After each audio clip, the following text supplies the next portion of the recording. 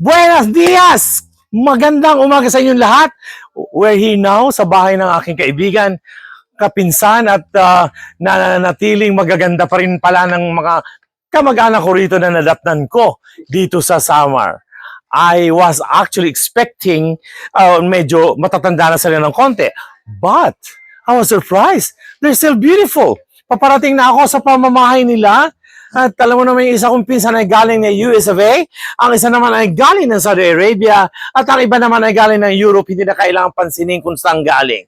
Okay? But anyway, I'm here now, and papasok na tayo dito sa kanilang bahay, at narito ang kanilang mga nautusan bumili ng itlog, mga first runner-up at saka second runner-up. Si Madam Rosa from Miss Saudi Arabia. Gumagawa na ano ito, hindi natin alam. Kailangan mo ng At dalawang sa Doña Alicia, hindi masyadong kagandahan pero magulo ngayon ang kanilang bahay at wala kang mararamdamang pamamahay dahil punong-puno ng mga bag at bukas ay papaalis na naman pabalik sa Estados Unidos ang Saudi Arabia. Oh, by the way, kasama kaming ualis bukas pero hanggang Laguna lang kami. Narito kanila mga bag, naglalakihan pa, paano pa ba yan? Diyos ko, paano ilalagay sa aeroplano? Hindi ko alam.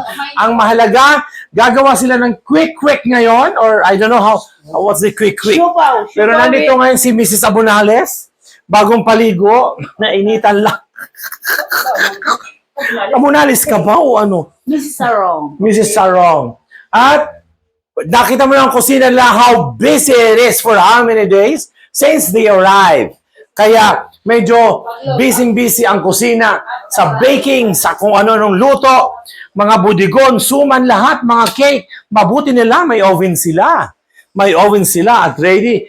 Nakakagawa ng cake in just an hour. Ready to eat. Banana cake. I tried yesterday, the banana cake at Madam Rosa.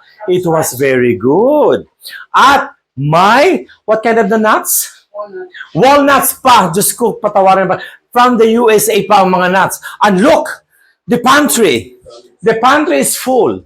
How could you believe in a very small barrio, a small barangay at Mulos, their pantry is really full. My goodness.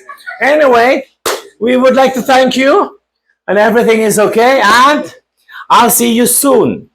And please share my vlog. Thank you. Bye-bye.